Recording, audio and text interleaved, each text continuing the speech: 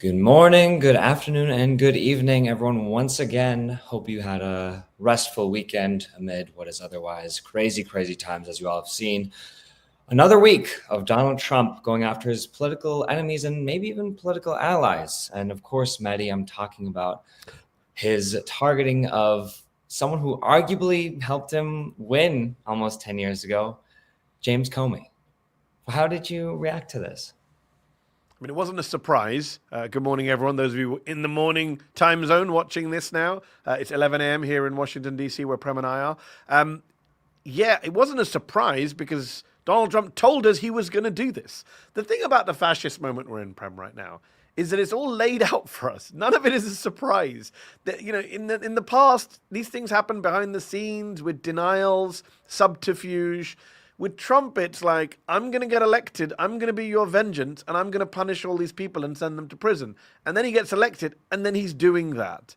And people are kind of, faux outraged and shocked. And it's kind of like, if I had said some of this stuff last year, in fact, I did, I was dismissed as TDS, Trump derangement syndrome, hyperbole. Oh, he's not going to do that. Oh, he can't do that. Oh, there are guardrails. Oh, you're exaggerating. He is doing it all. He does have troops on the streets. He is prosecuting his political opponents. He has taken control of the Department of Justice. He does have a toady at the FBI doing his bidding. That is happening right now. And with Comey, he's been obsessed with Comey for a while. He said recently, I think he says, Comey's worse than a Democrat. Jim Comey is the reason Donald Trump is president today, because there is no term 2 Trump without term 1 Trump, and there is no term 1 Trump without Jim Comey. I 100% believe that. You have to take your mind back to the end of October, where he comes out and he talks about the laptop that's found in Huma Abedin and Anthony Weiner's home. He reopens or announces a prospective reopening of the investigation of Hillary's emails. The polling shows, I just want to remind everyone about this, the polling shows that the late undecided folks broke for Trump that week, not for Clinton. And there's no way that Comey announcement didn't play a role in that. So Jim Comey helped Trump get elected. He was FBI director at the beginning of Trump's first term before he was fired. And, ever since then, they've had a hate-hate relationship. But look, the whole thing is absurd. The indictment itself, Prem, I don't know if you've seen it. I'm not a lawyer. You're not a lawyer. But you read it, it's like a page and a half. It's got no details in there, no actual specificity about what crimes he's committed. It was submitted by a new U.S. attorney who is the former Miss Colorado runner-up, an insurance lawyer who was Donald Trump's personal lawyer on the Mar-a-Lago case. He installed a woman with zero prosecutorial experience to go prosecute Jim Comey. I hope the case is thrown out, not because I like Jim Comey, I don't, but because this is so absurd even by Trump standards.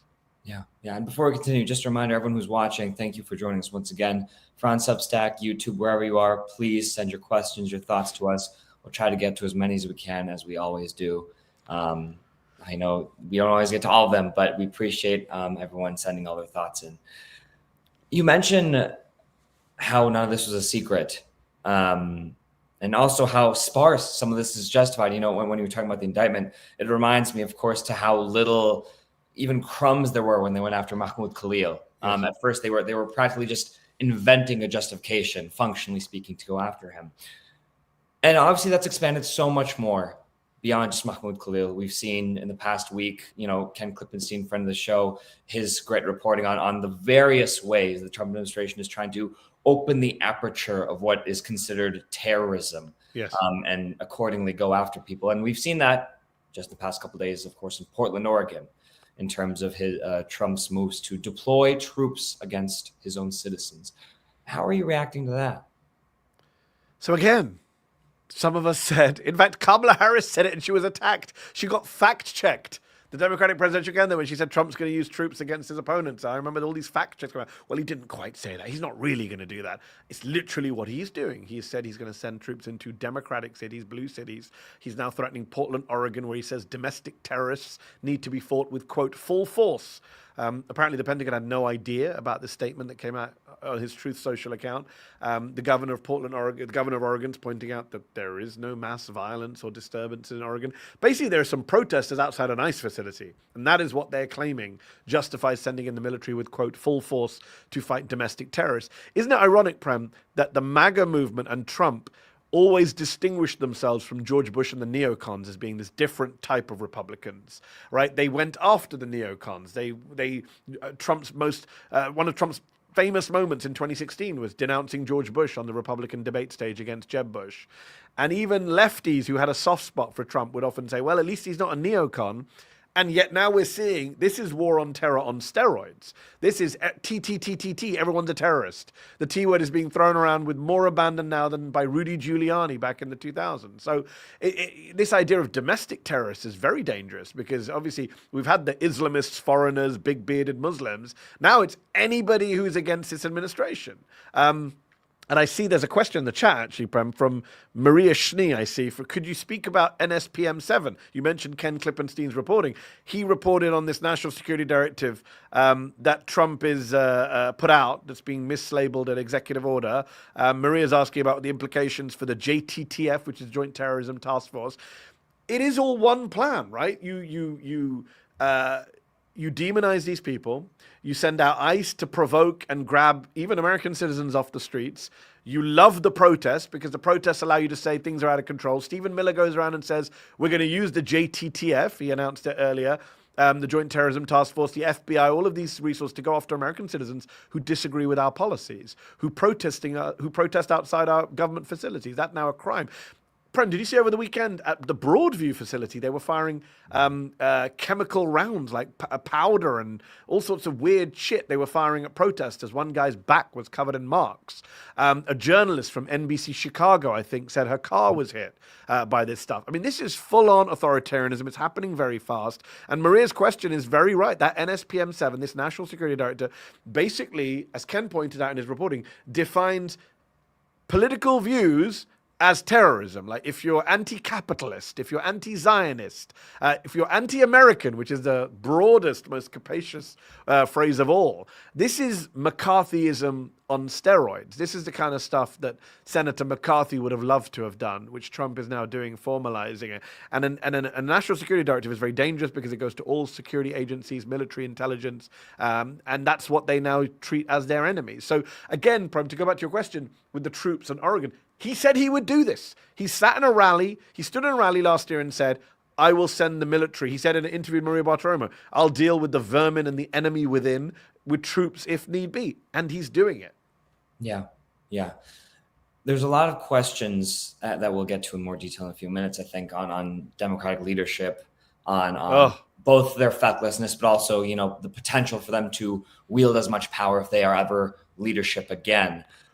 But Sumana from Substack asks a question that I think will get us there quite nicely when she asks, or they ask, I should say, how much did the Lake and Riley Act contribute to this lawless kidnapping and deportation of so-called illegals? And I would even broaden that question a bit to get into what I think you and I have talked about a bit, and I think what a lot of our listeners have been privy to as well, which is this idea of consent manufacturing, of normalizing, of opening the door to something that maybe would have been closed had they behaved differently. So what are your thoughts on that? The Lake and Riley Act, some of us did warn, you reported on at the time. This was the act passed earlier this year, which was taking advantage of this horrific murder of this young girl by an undocumented immigrant. Was it Arizona? I think it was Arizona. Yeah. And a bunch of Senate Democrats voted for it with Republicans. I think Ruben Gallego voted for it. John Fetterman voted for it. And yes, some of us warned at the time that you put this power in the hands of a fascistic president to close the border, to demonize asylum seekers, to grab people and to give fewer rights, much less due process. That was always going to come back and bite American citizens, legal immigrants, in the ass. And that is what's happening, right? Some of us said the same thing last year, even with Chris Murphy's legislation, the bipartisan immigration legislation last year. Don't give these kind of powers to a president like Trump, who's coming down the line. Like, Democrats never think this stuff through. They always think there's going to be some kind of good faith actor coming after them. Actually, random aside story just came to mind. In 2012, in the run-up to the 2020 election, Mitt Romney is tied with Obama in the polls, and the Obama National Security Team frantically start rewriting drone policy, because suddenly they're like, oh, well, Obama is an honorable, good man. We trust him to execute people abroad without trials. We don't trust the Republican guy. And that's not how it's supposed to work. You're supposed to have rules that are consistent rules and not dependent on whether you think the person in the Oval Office is a good or bad person, a lawful or lawless person. And that's the whole point. That's what the founders envisaged, but unfortunately they didn't really envisage a Trump. So, yes, Power can be abused. That's why we're supposed to have restraints and checks on power in this country. We're not supposed to trust the person in the Oval Office, whether they have a D or an R next to their name. In terms of normalizing this stuff, manufacturing consent, 100%. The reason he's putting troops everywhere on the streets, I just got back to Union Station from New York last week after going there for our UN interviews. National Guards were just wandering around, chuckling, chilling, eating snacks. There's nothing for them to do at Union Station, but they're there so that we get used to something we don't get used to. Americans are not used to seeing military on the streets. Other countries maybe, but not the US. But what Trump wants to do is between now and 2028, make it much, much easier for him to say, well, this is normal to have troops doing law enforcement in violation of the Posse Comitatus Act. And this is what he wants to do. It's less about the crime or even the law and order or even the Antifa and more about laying the groundwork for a country where we're just used to the idea of soldiers wandering around in major American cities. And do you feel that in anticipation specifically of the 2028 election? 2026 and 2028. I think this guy has made it very clear he's going to use national security as an excuse to crack down on free and fair elections. I think her name is Cleta Mitchell, who was involved in the Stop the Steal campaign in 2020. I saw a clip of her recently saying this very openly, that, you know, when there's national security implications, the president has power to interfere in elections, stop elections. He sat next to Zelensky in the Oval Office recently, and when Zelensky told a reporter, well, we can't have elections in Ukraine until we've freed our country, Trump's ears perked up and he said, oh, you can delay an election if you're at war, if there's a national security? Okay, interesting. And as usually, he does it with a kind of half smile to give him the deniability, I'm just joking. But his brain, that whatever passes for a brain in there, is whirring because he's thinking, oh, this is something I can do. I think this melds well to our next question from James Parker on Substack, who asks, I think quite rightly, this is pretty funny, is the left gun-toting assassins or the group who wants to take everyone's guns away? Well said, James Parker. This idea that the left is now the most violent group in America, all this political... You have to admire the right, Prem. Their message discipline is second to none. If only the Democrats, if only liberals, if only progressives had that kind of message discipline.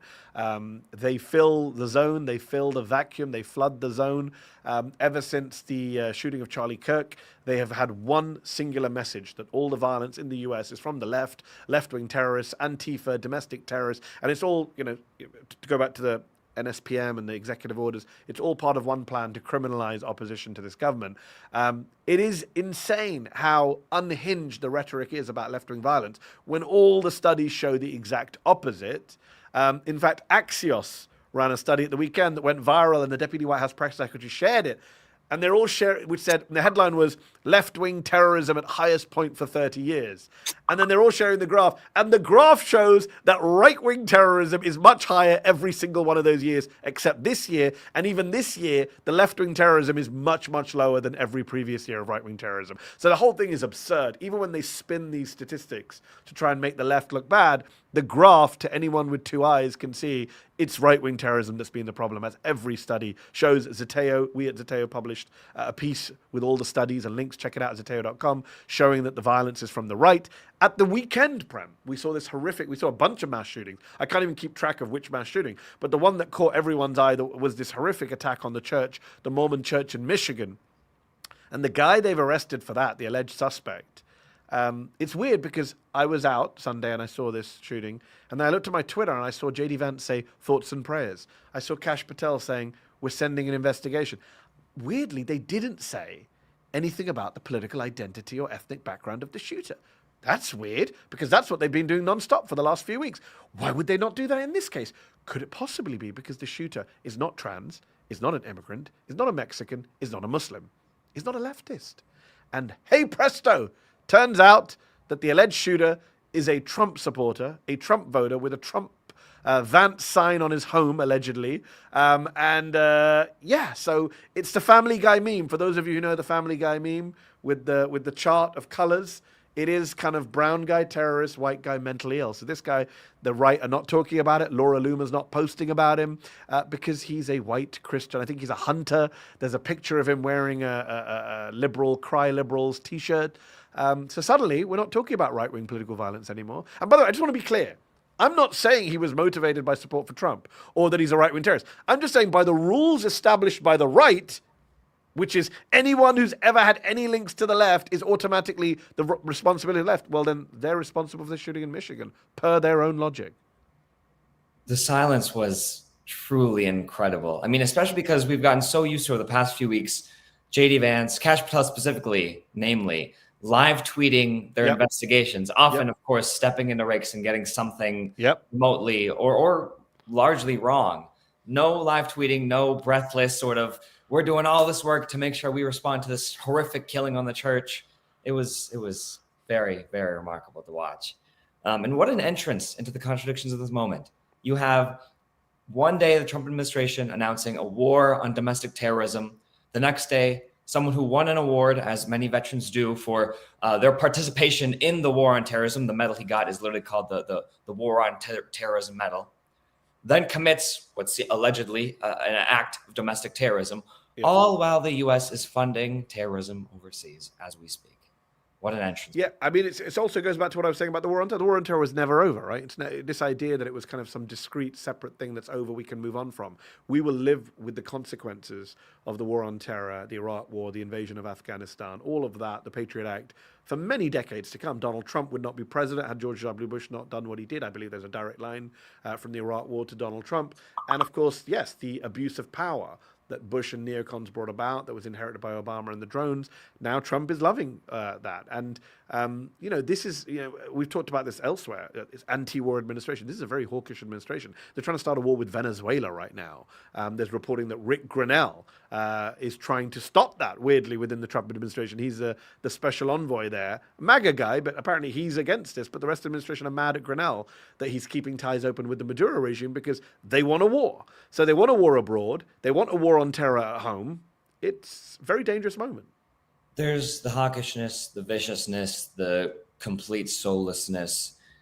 And everyone who's listening is familiar with that, obviously. Yep. And everyone's also familiar with a question that Jared is getting to that I think is more prescient every single day. But especially, I think, because you yourself were kind of participating in some of this discourse yesterday. I think after someone pushed back on you for your reaction to another strongly worded letter-esque clip from Hakeem Jeffries and Chuck Schumer. Jared asks, the current Democratic leadership is so obviously not up to the task of fighting authoritarianism. They write letters and, quote, hope Republicans do the right thing. What tools does the minority party have to use to push back? It's a great question. And when I was mocking Schumer and Jeffries yesterday, Matt Iglesias was like, well, what else do you want them to do other than win the midterms? Well, there's a few things you could say here. Obviously, they don't control the Senate or the House. Obviously, we know that. But we do know that when Republicans don't control the Senate and the House, they do find multiple ways to jam up the system. There is ways for minority party to be much more aggressive. For a start, stop voting for things.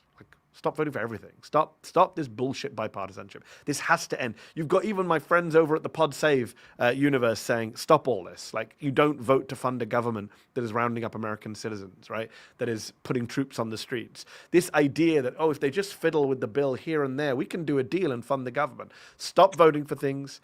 Be obstructionist, be negative, be cynical. That's for a start, just in terms of what you can do. Hold your own investigations.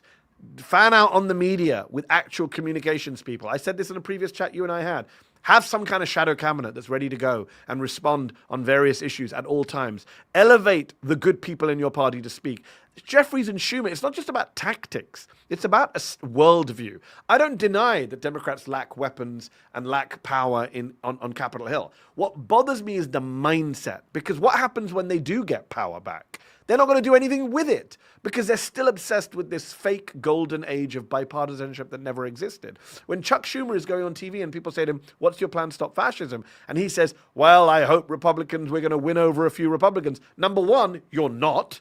So you're being super naive. Number two, what a ridiculous strategy to begin with. You have no vision of your own other than to rely on kind of Republicans coming over. Hakeem Jeffries, on the same day yesterday, Pram, you had both of them, the House leader and the Senate leader, and their only strategy was to talk about bipartisanship. In fact, Jeffries said, I think as Jared pointed out in his question, I hope that Republicans will come over to us. Like, fuck that. That's not a strategy. You're going to hope, If your strategy for stopping fascism is to hope that a few Republicans in Congress find a conscience or a spine, then get the hell out of here. You are not the right leaders for this moment, right? This is insane. We all know this. 62% of Democrats say they want new leaders, and I'm sure that number's gone up since that poll was taken. I'm sure that number would go up to 92% if you just played the clips of Schumer and Jeffries on the Sunday shows. No one wants that. No one expects that. It is insane. They talk about strongly worded letters. They talk about working with Republicans. It's like they're parodies of themselves. It's like they're playing the memes of feckless Democrats. And I think they just need to get out of the way. You know, when people say, well, what are they supposed to do? Resign. How's that for a first thing? Resign. That would be a big boost to the Democratic Party poll numbers if Schumer and Jeffries resign tomorrow morning. It's a good button for our domestic dose. I want to pivot a little bit more globally. Niaz from Pakistan on YouTube asks us, you know, you recently, this past week, I should say, interviewed Pakistani defense minister. Niaz is wondering how you found the interview, your perception of him and perhaps his politics, and your take on the Indian-Pakistan conflict in May, the one that Trump says he helped solve. Yeah, so I urge you all to go watch that video. It's become one of our most watched interviews ever. The interview I did with Khwaja Asif, the Pakistani defense minister in New York at the UN. He was very kind to give us a big chunk of time to do a kind of long, wide-ranging interview with him. We spoke about Imran Khan's detention. We spoke about democracy in Pakistan. We spoke about his relationship with China versus the US. We spoke about the new defense pact that Pakistan has signed with Saudi Arabia, which may or may not give the Kingdom of Saudi Arabia a nuclear umbrella. We also talked about the future of Pakistan and where it goes from here, and the relationship between the military and the government. What's fascinating about Khwaja Asif is he's a banker, he's a politician with the Sharif's party, and one thing I asked him very bluntly was, in most countries, the head of the army answers to the defense minister. In your country, you answer to the head of the army. And he was like, no, we're co-equals. No one believes that. Asif Munir, the head of the Pakistani military, is the power behind the throne in Pakistan. And as the minister himself admitted, they have a hybrid system in Pakistan, which isn't really a full democracy. That was a fascinating discussion where he was quite blunt about certain things. He was blunt about the fact that they had backed militant groups in Afghanistan and Kashmir in the past, and it was a mistake. He denied that they're still backing them. Obviously, the Indian government and many other experts would disagree. As for the Indian conflict, he claimed it never came close to going nuclear, but that's the worry around the world, right? Every time India and Pakistan clash, these are two nuclear-armed powers. It's probably the most dangerous place on earth. It's not in the Middle East. It's actually in Kashmir, where you've got two nuclear powers fighting over this territory and people suffering in the middle. What's so fascinating about that, you mentioned Trump, is, of course, Pakistan has become very close to Trump. And I asked the defense minister about why they nominated him for a Nobel Peace Prize the day before he bombed Iran. Do they feel like fools having done that? And you can watch the interview to see his response to that. But what's interesting is that India refused to either acknowledge Donald Trump's role in the ceasefire in May with this 4-day conflict, but also, apparently, according to reporting from the New York Times, Trump rang Modi, his old pal, Narendra Modi. They did a rally together in Houston, the Howdy Modi rally in his first term. He rings Modi and he calls Modi and he says, you should nominate me for a Nobel Peace Prize as well. Pakistan just did. And Modi said, but you weren't involved in this, so no. Or I'm paraphrasing. And since then, they've fallen out. They don't speak anymore. Modi's refused to visit the White House. And a lot of the BJP, the right-wing party that's in power in India, they used to have a temple for Trump. They used to have, statues for Trump. Now they're burning effigies of Trump. So he's become and he's put a 50% tariff on India, not on Pakistan, with the spurious justifications to do with India selling oil to Russia. It's all very weird. There was this moment where India and America were very close, especially against China. And now you see Donald Trump pushing a lot of American allies into the arms of countries that we're not fans of, but in the Middle East as well, with the GCC, where Gulf countries are now reassessing their relationship with the US after Trump blessed Netanyahu's attack on Doha, apparently. Imran Taj of YouTube is actually asking an exact question on this thread, which is, how is Trump's confused policy on interference and regime change operations in the Middle East and South Asia impacting the United States' overall foreign policy and impact on elections, world order? It does seem like, in some respects, kind of befuddling, untraceable, confused, fumbling, if nothing else, both in respect to personal interest, but also in respect to cynical U.S. interest, or less cynical U.S. interest. So how are you kind of taking that all in, whether it's Pakistan and India more broadly? It's a great question from Imran, and I think it goes to the heart of where people mess up with Trump, where they're always trying to ascribe something that isn't there. We cannot believe what is in front of our eyes. We can't believe that this man-child is now president and commander-in-chief of the United States, we cannot believe that he has no vision for foreign policy and has no knowledge of the world. And so we imagine that there must be some hidden plan, there must be some brilliant people behind the scenes, there must be a team. And no, it is what you see is what you get. I know it's an unpopular view. I firmly believe that. I did a debate with Michael Gove, the former British Conservative cabinet minister recently in the UK, on whether Trump's foreign policy is making the world a safer place. And my entire argument is that he doesn't really have a foreign policy. It's just impulse-driven. It's personal interest-driven. It's ego-driven. It's driven by his own belligerence and natural hawkishness. No, he's not a neocon. He doesn't want to build countries abroad. He doesn't have a grand strategy. But yeah, he loves bombing shit and sending troops in places. We've seen that with Venezuela recently. And so there is no coherence. And that's what's so dangerous, because as the Pakistani defense minister said to me, he said, look, China's ultimately going to be our stronger ally because they are the reliable ally. The US is now the unreliable ally. The US is now cannot be taken seriously on anything, whether it's foreign aid, where we just scrapped our budget overnight, leaving thousands of people at the mercy of a disease and starvation, and many people have died thanks to Rubio, Musk, and Trump and their attack on USAID, or whether it's climate change, where he pulled us out of the Paris Climate Change Treaty again. But it is so much of it, as I mentioned with India. India is a strategic ally of the US against China. That is the view of the foreign policy community, right and left, or right, Democrat and Republican, let me rephrase it. Modi was his friend. They have very similar views about illiberal democracy and Muslim immigration. And yet he threw that all under the bus because Modi will not nominate me for a peace prize, so I'm mad at Modi. Like, that is how he makes foreign policy, whether you like it or not. And that's why, the Russia stuff, everyone's obsessed with the Russia stuff. The Russia stuff comes down to one thing. Trump criticizes every world leader except Putin. Why? No one's ever answered that question for me.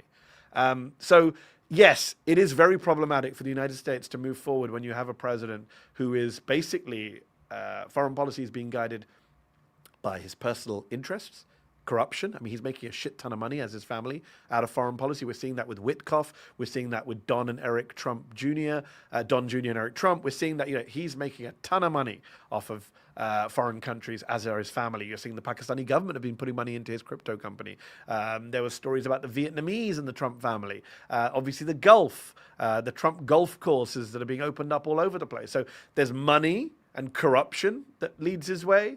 And then there's obviously his ego, those who flatter him. A lot of foreign countries have worked out that the best way to get Trump on board is just to be sycophantic. And then there's obviously his natural affinity for strongmen. Right? You saw him with Erdogan the other day. He points to Erdogan. He says he knows what a rigged election is, which is comedic gold, by the way, seeing Erdogan's face. But separately, Trump likes that about Erdogan. It's not that he doesn't like the fact that Erdogan is an autocratic president. He likes that. He likes the fact that Orban is an autocratic prime minister in Hungary. He said famously to Fox in his first term, when I go to North Korea, they all stand up and salute Kim. I want my people to do that for me. That's how he thinks. That's how he approaches foreign and domestic policy. So I have the unfashionable view that says, just take him literally. Like, stop pretending that he's not some idiot who's out of his depth in the White House and just running on personal ambition, ego, and financial interest. There is no geostrategy. I mean, here's one last example of this. He spent months on the campaign trail saying, we're going to end the Ukraine war. The whole Republican Party pivots to being like, and pro-Russia from being an anti-Russia party in the 80s and 90s. He's like, no more weapons to Ukraine, corruption. Him and Vance berate Zelensky in the Oval Office, saying, you can't win this, you must stop the killing. Everyone on the isolationist right side, yeah. And now suddenly, what's he saying? I think Ukraine can take back all the territory. I'm going to arm Ukraine. I'm very anti-Russia, like overnight. So completely erratic, inconsistent. Yeah, 100%.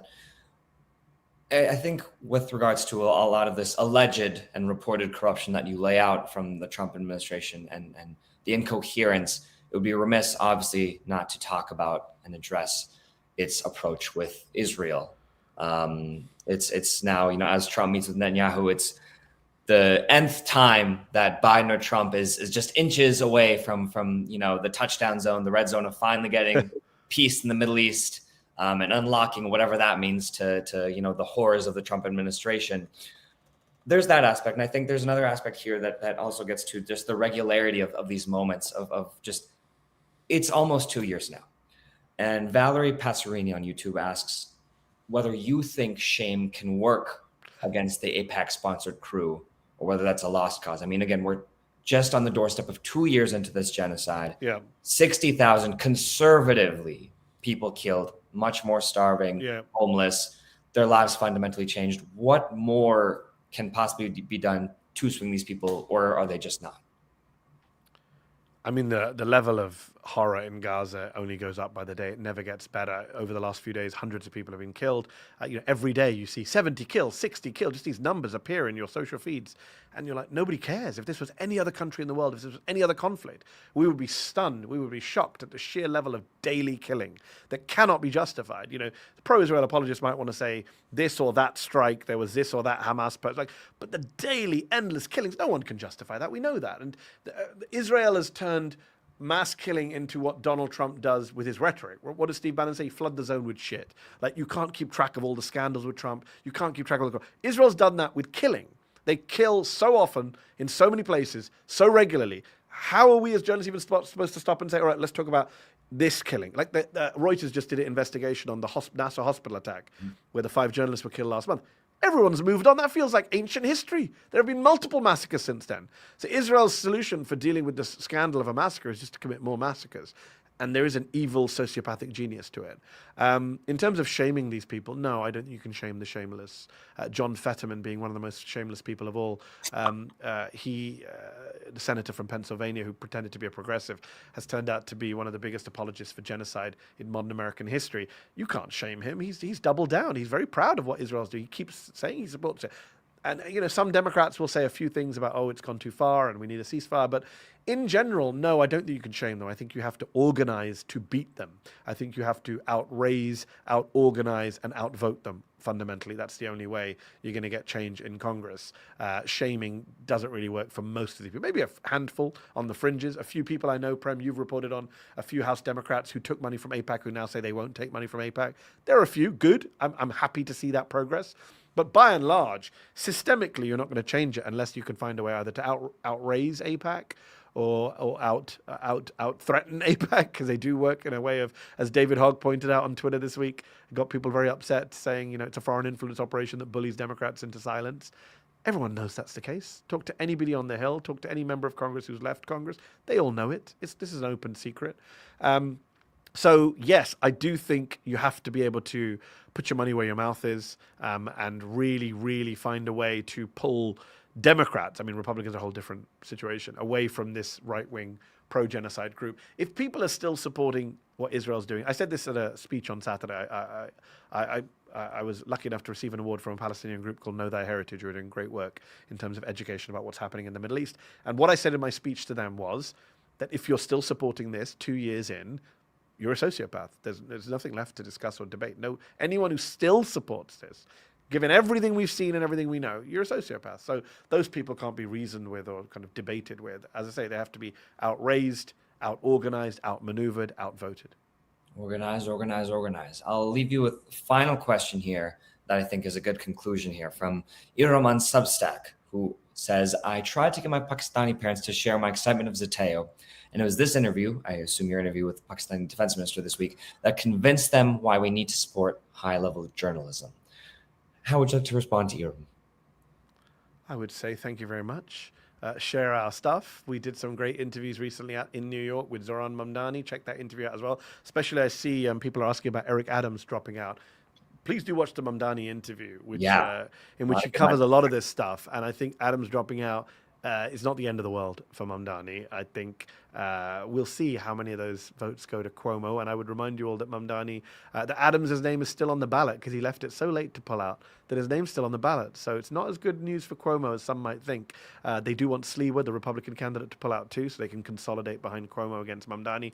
But Sliwa says he's not going anywhere. Let's see. So watch the Mamdani interview. Do watch the Khwaja Asif interview. We've got Muhammad Yunus's interview just dropped today, the caretaker Prime Minister of Bangladesh, the chief advisor, Nobel laureate. We interviewed him as well. We've done some great interviews, but we can only do these interviews. I go to New York, we rent studios, we hire crews, we get these big name guests. It all costs money, right? Journalism costs money. We have to invest in production, in editorial, in guest booking, in travel. So please do support what we're doing. These interviews don't just drop out of the sky fully formed. So please do sign up to Zateo.com, become a subscriber, become a paid subscriber. It's like $7 a month if you go annual. cost of a cup of coffee. Please do join our growing media movement so we can do more of these interviews. And so more people can say, hey, that's high quality journalism that we want to support, whether it's Khwaja Asif, whether it's Zoran Mamdani, whether it's Muhammad Yunus today. We've got some other big interviews coming up later this week. We've just unveiled our new reporting team, which is Prem Tucker, who you see in front of you, our long-standing, I think I can call you that, long-standing, more than a year, political correspondent, also now being joined by Swin Subsang and Andrew Perez from Rolling Stone magazine. So we're expanding our political reporting team. We're also hiring a breaking news reporter to give you the breaking news as it happens. So do sign up to Zateo. Get your friends to sign up to Zateo. Get your family to sign up to Zateo. Build this media company so we don't have to rely on corporate media. We can rely on independent journalism instead. And buy some merch. Buy some merch. That too will help us. Shop.zateo.com. Yeah, I mean, honestly, it really at this point is just name ID. And then to your point of getting your parents to know what Zateo is, even baby steps like that helps build us, that helps do all these wonderful interviews, that helps me have these incredible colleagues I'm so excited to be working alongside. You thought we were doing a lot. Now our output and the type of reporting we're going to do is going to multiply by 100 times in terms of quality, thanks to these two that are joining us. So thanks to all of you guys. Thanks for joining us once again on this wonderful live chat. Thank you. We're looking forward to seeing you guys next week. Have a wonderful week. Take care. Thanks, everyone.